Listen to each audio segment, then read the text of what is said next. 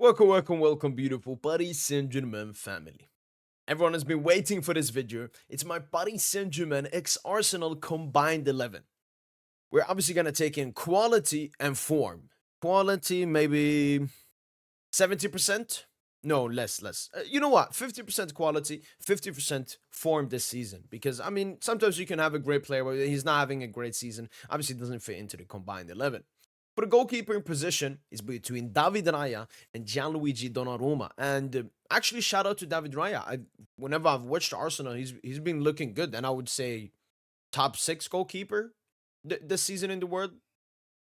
I mean, when you're not the starting keeper in Spain, obviously Spain is a bit fugazi because like De La Fuente only wants players from La Liga and so on. But shout out to Raya. But it has to be Gianluigi Donnarumma.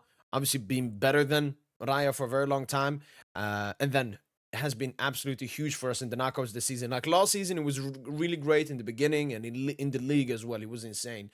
But then when the knockouts came, he was a bit questionable. This time, he's been superb in that Liverpool side, superb in that Villa tie. Donnarumma takes the goalkeeping position. At the right back position, once again, shout out to Timber. When I've watched Timber, especially against Barcelona in the first leg we met, and in the two legs versus Real Madrid, he did a great job on Vinicius Jr. and he actually looks very good. I would say, from what I've seen this season, maybe the third best right back in the world after Ashraf Hakimi and Jules Koundé in second place. So shout out to him, man. But as you just heard, obviously it has to be Ashraf Hakimi. I mean, better at pretty much everything. I'll give Timber defending. And has been absolutely insane the past 2 years. Has like 7 GA in the Champions League this season. Obviously, Ashraf Hakimi takes the right back position. For the two centre back spots, it's obviously between four players: Gabriel and Saliba from Arsenal, Marquinhos and Pacho from Paris Saint-Germain. The first one, I'm gonna be honest, that I will take out is Marquinhos. Despite him, being in his prime, experience and everything, he just hasn't been that player you expect from him. When you go to FIFA, he has a high rating, but when you look at his matches at PSG, he hasn't been better than Pacho this season, for example. And Pacho has been incredible for us in the Champions League. If you go and look at all the metrics, like interceptions, clearances, Pacho is topping all of them. So Pacho obviously has to be there because he's been doing it in the moments. I can say, obviously, Pacho hasn't done it for, a very long time. But it's not like he's coming up against some fucking elite centre-backs in Gabriel and Saliba. Like, Gabriel and Saliba, once again, I would say they're good centre-backs, but potentially top 10 towards the end of the top 10. But I always see how overrated Saliba is. Like, Arsenal fans watch him. Okay. Best centre back in the Premier League? No. I don't really care. And then they make it into the world. That's when it becomes disgusting because they don't take into account, like, Saliba is not that player. But yeah, Pacho takes the first centre back spot. And next to him, I mean, Gabriel and Saliba, I think they're very close. Like, I don't think, like, one is much better than the other. But just because Gabriel is injured, Saliba had two good games versus Madrid, despite the mistake. I'm going to put Saliba and Pacho as my two centre-backs. Moving on to the left-back position, we have Lewis Skelly versus Nuno Mendes. Once again, shout out to Lewis Skelly. He's performed well when I've watched him, especially as like an 18-year-old, 19-year-old, got called up to England as well. So he's having a very good season. Could come like top 5 for the Golden Boy, especially with Arsenal now in the Champions League semi-finals. But once again, he's competing against Nuno Mendes, the best left back in the world. He has 4 goals for us in the UCL this season. Like, he's actually decided game for us this season. So yeah, 2 huge goals versus Villa as well, which you could say, especially because they were the top 2 lost goals for PSG, could have given us the tie. So obviously, Nuno Mendes takes the left back position. Moving on to the midfield. 3 midfield positions, and the alternatives are Vitinha, João Neves, and Fabian Ruiz from Paris Saint-Germain, Declan Rice, Thomas Partey, and Odegaard from Arsenal FC.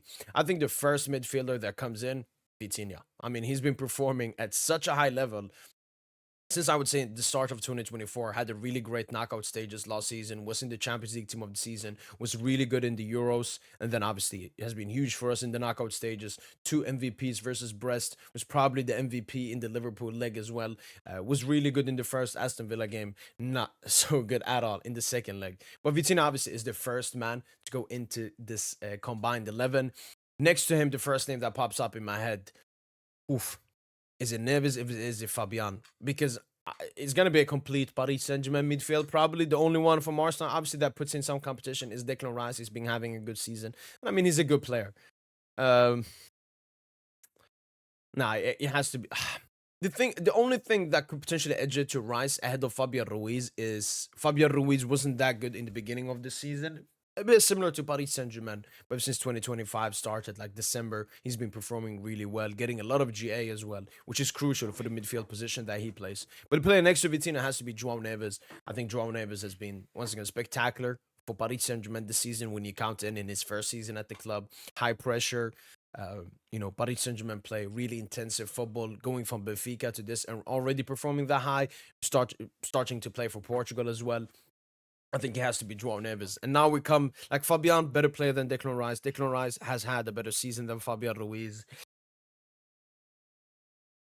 This is the only tightish one, but yeah, I'm going to give it to Fabian Ruiz. I mean, he's a better football player. So that completes my midfield three. Fabian Ruiz, João Neves, and Vitinha. And up in attack, again, I don't think the attack is that difficult to make. Yes, the Ziridu has been in great form for Paris Saint-Germain this season, but I don't think it's enough to go into a level like this. Bradley Barcola has had like 35 GA for us this season, but his performances, especially in the big games, has been some questionable. Shout out to Mikel Merino and Martinelli and them. But the attack for me, it's really simple. You have Bukayo Saka on the right, has been, very good for Arsenal, got the injury, came back and had two very good games versus Real Madrid in the Champions League. On the left is Khvicha Kvaratskhelia. Even though he joined in January, when you watch PSG, especially in the UCL big games, Kvara is him. Kvara, amazing football player. Very funny how a lot of people called him a one-season wonder when you actually saw he was an insane baller. But no, has to be Kvara. And up top, obviously, simple. We don't have to talk. We don't have to do anything. It's Ousmane Dembele. I mean, I think he has 34 goals this season, which is probably more than the entire Arsenal combined attack. I think Saka maybe has 10. Even Havertz maybe has 9, 10. Trossard maybe has 9 or something. So Dembele is outscoring the entire Arsenal attack. So yeah, that completes the team for me. Luigi Donnarumma in goal. Ashraf Hakimi and Nuno Mendes as 2 fullbacks. Saliba and Pacho as the 2 centre-backs. Grey midfield, Vitinha, Fabian Ruiz, and João Neves. And up in attack, Bukayo Saka, Ousmane Dembele, and Khvicha Kvaratskhelia. Only 1, 2 Arsenal players make it into this 11. And we have to be honest. I think Arsenal as a team, you could say they're top 5 in the world, top 6. But it's a lot about how they work as a unit more than the individual talent. Paris Saint-Germain, for example, it's the unit and the individual talent. I don't think Arsenal can match Paris Saint-Germain when it comes to individual talent. And I also wanted to check out the combined 11 I made for Paris Saint-Germain versus Arsenal when we faced in the group stage. Odegaard, I went there more for talent rather than performances because like Odegaard is so talented. He should be like a top 3 midfielder in the Premier League, but he just stinks when it matters. Neves, Dembele, Barcola loses spot to Kvara, and then Saka comes in. The thing is though, like Dembele was competing with Saka, so Saka could have been in this 11 if Dembele was playing as a false 9 in the beginning of the season, and then I had Kangili. Yeah, he's better than Havertz as the 11. So still only 2 Arsenal players in the 11. Saka comes in for Odegaard. But yeah, let me know in the comments down below, Arsenal, PSG, football fans, what's your thoughts? What would be your combined 11 of Paris Saint-Germain versus Arsenal? If I go into the Arsenal fan perspective, they probably believe Declan Rice has to be there.